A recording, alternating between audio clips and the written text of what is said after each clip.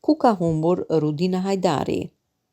Rudina Hajdari, një nga figurat më të spikatura të politikës shqiptare, në vitet e fundit duket se është zhdukur nga skena politike dhe publike, duke lënë pas një pyetje të hapur.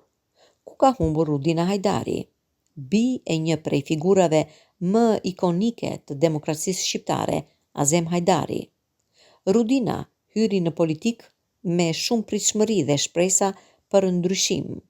Ajo mori vëmendjen e publikut, jo vetëm për shkak të mbiemrit që mbante, por edhe për qasjen e saj ndryshe, shpeshherë kritike ndaj linjës tradicionale të opozitës shqiptare.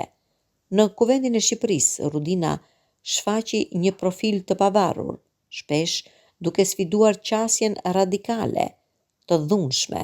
Megjithatë, pas zgjedhjeve parlamentare të vitit 2021, Hajdari u largua nga skena politike pa ndonjë deklaratë, intervistë apo dalje publike. Me peshë nuk është bërë nga ajo në vitet e fundit. Aktiviteti i saj në rrjetet sociale është rralluar ndjeshëm dhe mungesa e saj në debatet publike ka lënë një boshllëk më shumë në qytetarët që e pan te ajo një zë ndryshe. Arsyet për këtë tërheqje nuk janë të qarta.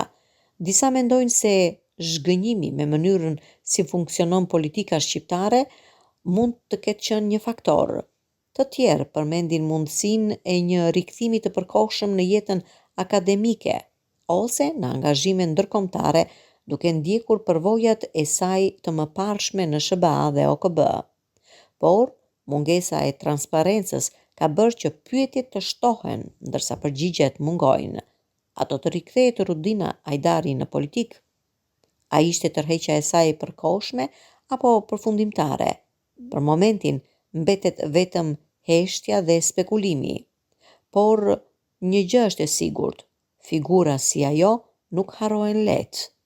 Në një skenë politike që ende kërkon zëra të rinj, të arsimuar dhe të pavarur, mungesa e saj ndihet dhe publiku vazhdon të pyes. Ku ka humbur Rudina Hajdari?